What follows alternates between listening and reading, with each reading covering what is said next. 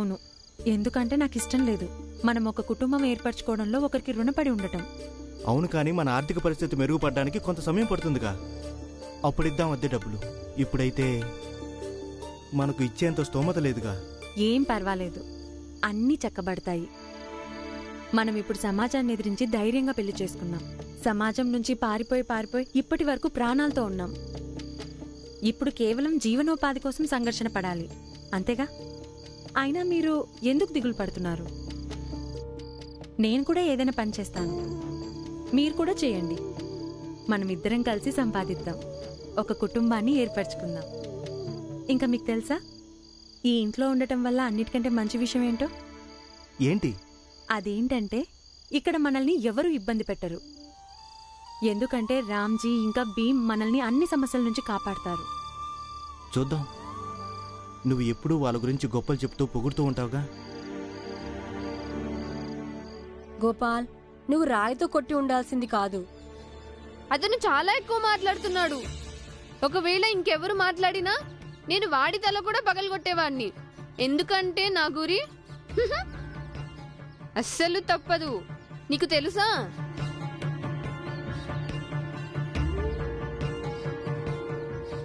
గోపాల్, అంటే నువ్వు చిన్నప్పుడు రాళ్లతో పండ్లు రాలగొట్టేవాడివా?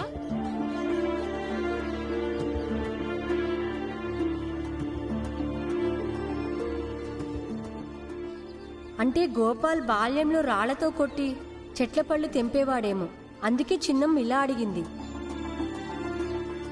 ఆ గోపాల్, చెప్పు, నువ్వు నీ చిన్నప్పుడు అలాంటి పనులు చేసేవాడివా? ఎప్పుడైనా తోటమాలి నిన్ను పట్టుకున్నాడా? చెట్టు కట్టేశాడా? అది ఒక రోజంతా.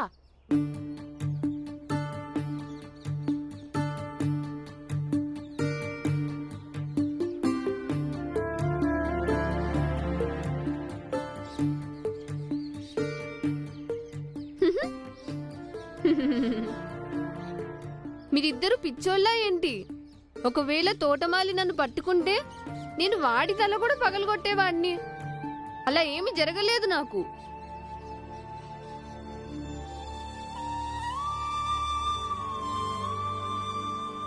ఆ మాట నిజమే.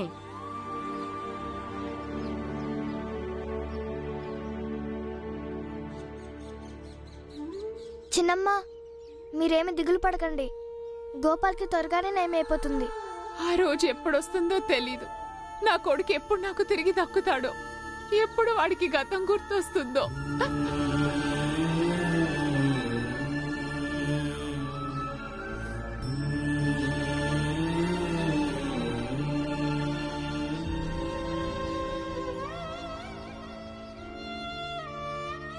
నేను రేపటి నుంచి స్కూల్కి వెళ్తాను.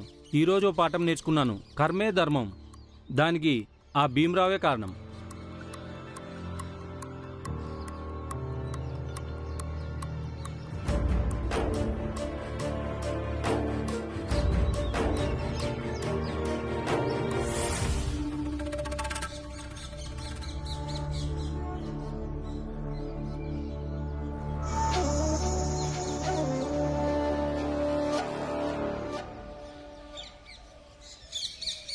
స్వామీజీ, ఆ గురువుగారు విశ్రాంతి తీసుకుంటున్నాడు.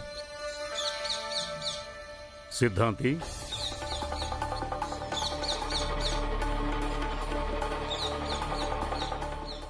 ఇది తీసుకో. వెళ్ళి నీ పని పూర్తి చేయి. దీంట్లో ఏముంది స్వామీజీ?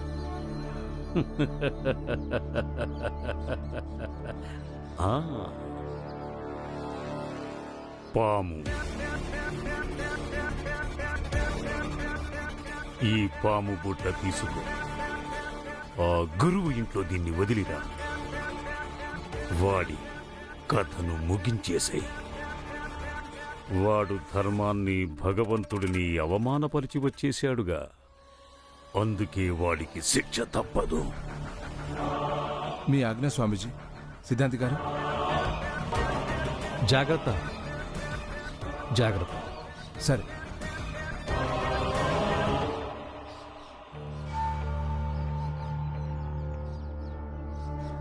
గురువుగారు, బాగా పాఠాలు వల్లించావుగా, ఇప్పుడు పాఠాలు వల్లించు చూద్దాం.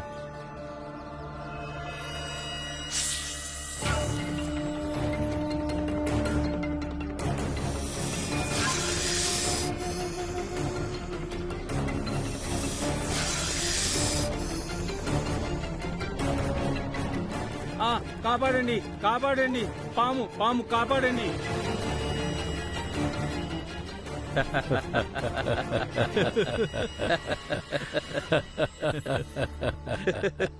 స్వామీజీ పని అయిపోయింది స్వామీజీ. ఇప్పుడు ఆ భగవంతుడు గురువు గారికి శాశ్వతంగా విశ్రాంతినిస్తాడు. సేటు, నువ్వు మంగేష్ సాధ్యమైనంత త్వరగా ఆ మాస్టారు శవాన్ని మాయించేయండి. ఎందుకంటే రేపు ఉదయం ఆ భీమరావు మీద ఈ ఆరోపణ మోపుదాం. వాడు రెచ్చగొట్టడం వలనే మాస్టారు ధర్మాన్ని, భగవంతుడిని అవహేళన చేశాడు అని. ఇక ఆ అవహేళనకు శిక్ష భగవంతుడే విధించాడు అని. ఆయనే పామును పంపించాడు కాటు వేయమని. దానివల్ల అతను మరణించాడు. ఆ తరువాత మొత్తం సతారా గ్రామమంతా ఈ విషయం తెలిసిపోతుంది. ఒక శిష్యుడు తన గురువుని హత్య చేయించాడు అని.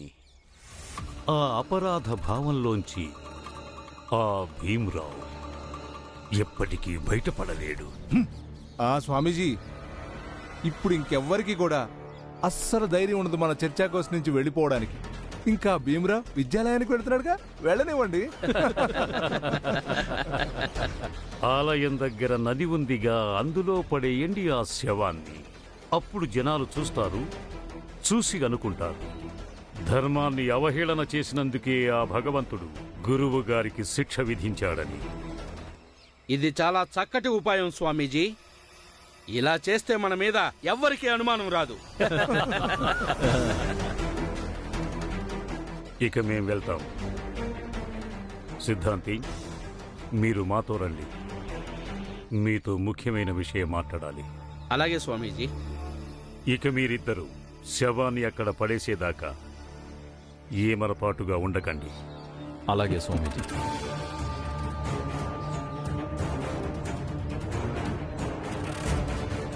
ఇదెక్కడ అన్యాయం మంగేష్? వదిలేంటి సేట్ గారు, మన వర్ణ వ్యవస్థ ప్రకారం స్వామీజీకి ఇంకా సిద్ధాంతి గారికి సేవ చేయడం మన కర్తవ్యం, మన ధర్మం కూడా. రండి వెళదాం, పదండి. రండి సేట్ గారు.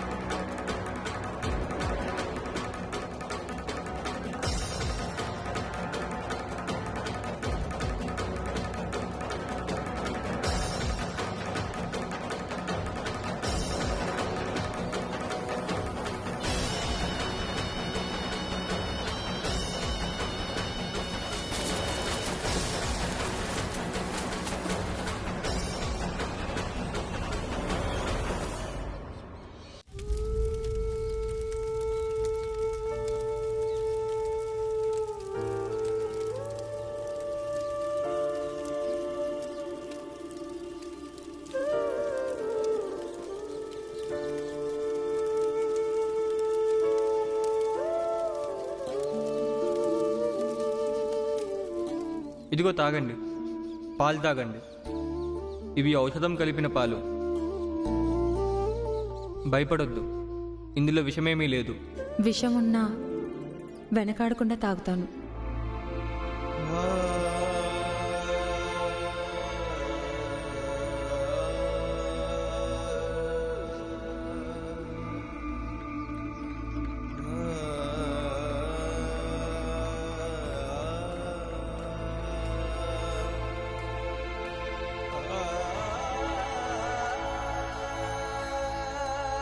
సేట్ గారు, సంతోషం రేపు ఉంటుంది. రేపు ఊరు మొత్తం ఆ భీమరావు గాడి మీద ఉమ్మేస్తారు. సేట్ గారు, ఇది ఆ విధవరాలే కదా? ఏం పేరంటే రాణి. అలాగే కనిపిస్తుంది. పద, వెళ్ళి మంచి చెడు అడుగుదాం మనం. అయ్యో సేట్ గారు ఆగండి. ఆ బాలగాడు చుట్టుపక్కలే ఉంటాడు. కర్ర పట్టుకుని బుర్ర బద్దలు కొడతాడు. దీని సంగతి రేపు చూద్దాం.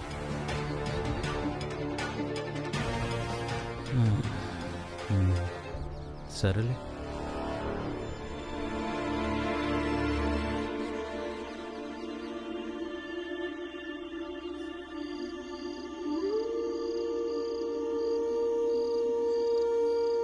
ఏమైంది బాలా అన్నయ్య? ఏంటి అలా ఉన్నావు? పడుకోలేదా?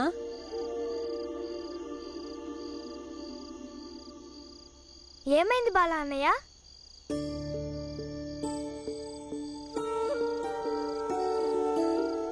అరే బాలన్నయ్య అంతేలే, పదండి మనం పడుకుందాం. మీరు ప్రయత్నించారంటే మనం ఖచ్చితంగా కాపాడగలరు. మీరు ప్రయత్నించండి, దయచేసి మనం కాపాడండి. ఒకరితో ఎలాంటి సంబంధం లేకుండా వాళ్ళకి జీవితంలో తోడుగా ఉండొచ్చా నాన్న? ఖచ్చితంగా ఉండొచ్చు బాలా. అయితే నేను రాణికి జీవితాంతం తోడుగా ఉండాలనుకుంటున్నాను. నాకు అర్థం అవుతుంది నువ్వేం ఆలోచిస్తున్నావు. నేను బాలాతో ఈ విషయంలో మనసు విప్పి మాట్లాడాల్సి ఉంటుంది. నేను నిద్రపోను. నన్ను ఎవరైనా బలవంతం చేస్తే నేను గట్టిగా బిగ్గరగా అరుస్తాను. ఎవరిని నిద్రపోనివ్వను. ఏమైంది? నిన్ను ఎవరు బలవంతంగా నిద్రపుచ్చుతున్నారు? నేనే గట్టిగా పట్టుకుని నిద్రపుచ్చుతున్నాను. వీడేమో లేచి పారిపోతున్నాడు. గోపాల్, ఇప్పుడు అమ్మ నిన్ను నిద్రపోమనేగా చెప్తుంది. నీకు అర్థం కావడం లేదా ఏంటి? బాలా, నీ మనసు బాగోలేదు. అలా అనేది సరికాదుగా. నువ్వు పరిస్థితుల గంభీరతను అర్థం చేసుకోకపోవడం.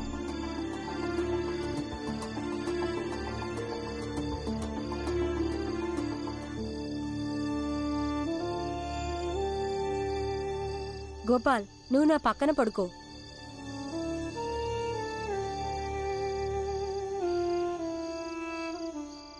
సరే, నేను భీమ్ దగ్గర పడుకుంటాను.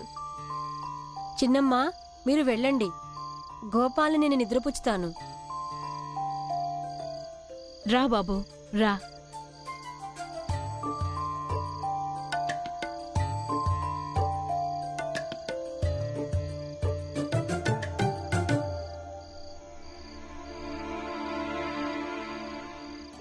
భీమ్ని గోపాల్ని చూస్తుంటే ఏమనిపిస్తుందంటే వీళ్ళిద్దరూ గత జన్మలో అన్నదమ్ములై ఉంటారని.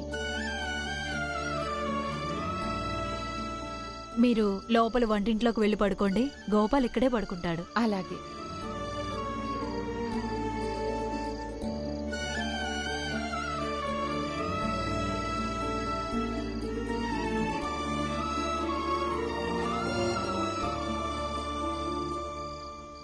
భీమ్రావ్, ఒక మాట అడగనా? ఏంటి? నువ్వు రేపు విద్యాలయానికి వెళ్తావా చదువుకోటానికి? అవును. అయితే నేను కూడా వస్తాను నీతో పాటు. ఒకవేళ నిన్నెవరైనా ఏమైనా అన్నారంటే నేను వాడి బుర్ర పగలగొడతాను. కానీ గోపాల్. చెప్పు, లేకపోతే నేను నిద్రపోను. వద్దు గోపాల్. సరే రా. నువ్వు చాలా మంచివాడివి. నేను నిద్రపోతాను.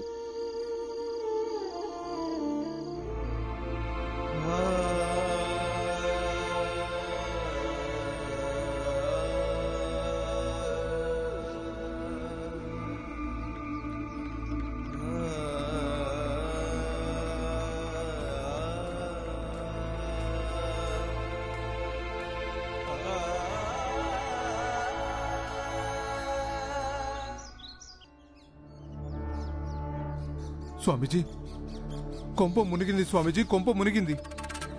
ఆ గురువు గారి శవం అక్కడ లేదు. నిన్ను మేము పడేసిన చోట.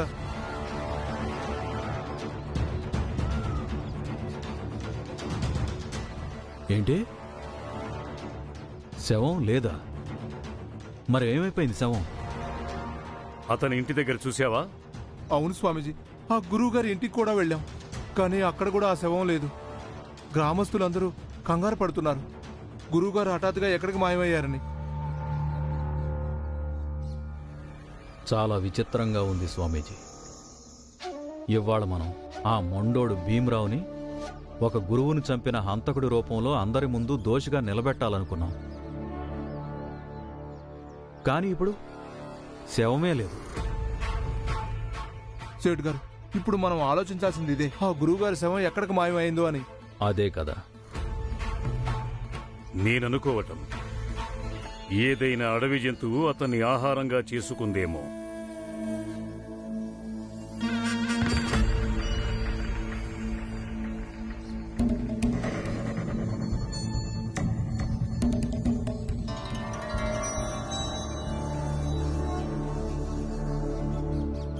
ఇలా జరగటం సరికాదు.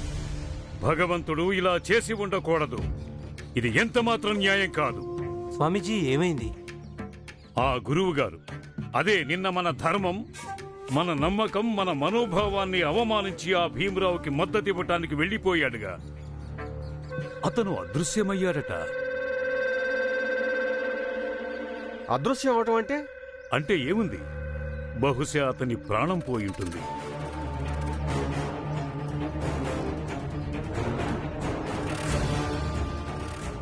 లేదా భగవంతుడే అతన్ని మాయం చేసి ఉండొచ్చు. ఎందుకంటే మీ ఉపాధ్యాయులందరికీ సంకేతం ఇవ్వటానికే ఆ భీమరావుకి సహకరించటం అనేది ఆ భగవంతుడికి ఏమాత్రం ఇష్టం లేదు. చూడండి గురువుగారులు, ఒక గురువుకి ఇలాంటి దుర్గతి పట్టడానికి అసలైన బాధ్యుడు ఆ పాపిస్ట్ భీమరావు గాడే. గురువుగారు, ఇప్పుడు మీరందరూ ఏమనుకుంటున్నారు? దీనికి బాధ్యులు ఎవరు?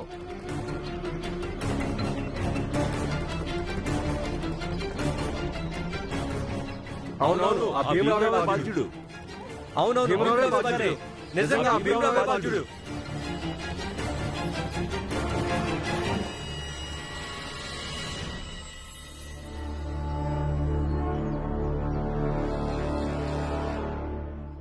అటువైపు చూడండి, ఇక్కడ ఇంత పెద్ద అనర్థం జరుగుతోంది, అయినా కూడా వీళ్ళు విద్యాలయానికి వెళ్తున్నారు. కొంచెం కూడా సిగ్గనేదే లేదు.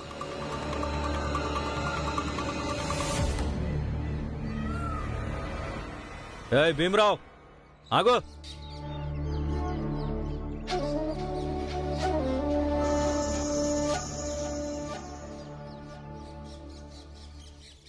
భీమరావు, ఒకవేళ ఇప్పుడు నీ చదువుకి ఎవరైనా అభ్యంతరం చెప్తే ఈ రాయితో నేను వాడి బుర్ర పగలు కొడతాను.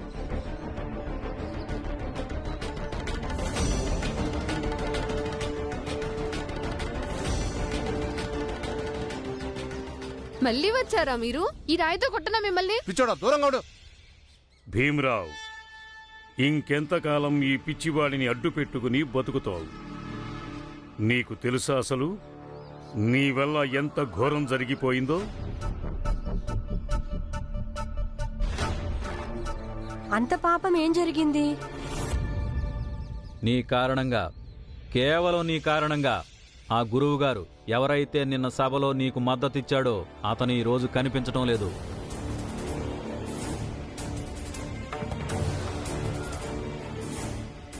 బహుశా దేవుడు అతన్ని శిక్షించుంటాడు. కనిపించటం లేదా అంటే? అంటే ఏముంది, బహుశా ధర్మానికి విరుద్ధంగా నడిచి నీకు మద్దతిచ్చినందుకు అతనికి శిక్ష పడి ఉంటుంది. ఆ శిక్షలో ఆయన తన ప్రాణం పోగొట్టుకున్నాడేమో.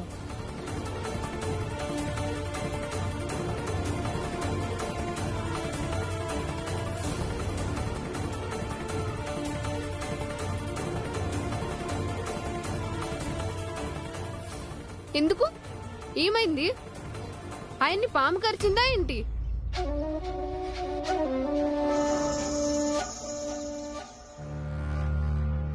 అందుకు ఆయన చనిపోయాడా?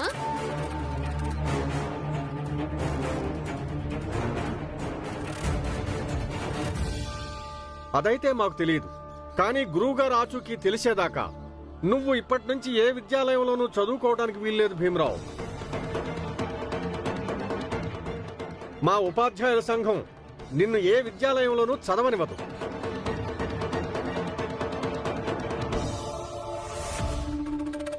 మీరందరూ భ్రమపడుతున్నారా మీది అధ్యాపకుల సంఘమని?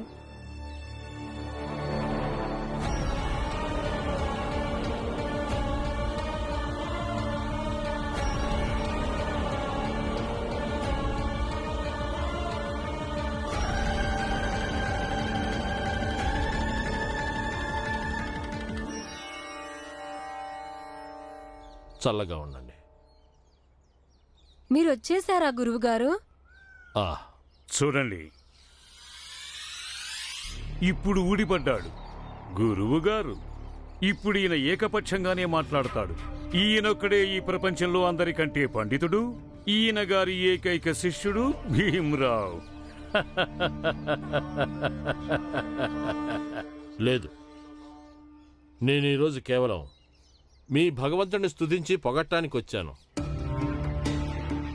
నేను మీ భగవంతుడిని నమ్ముతున్నాను. అన్నీ ఆయనే చూసుకుంటాడు. పాపపుణ్యాల లెక్కలు రాసుకుంటాడు.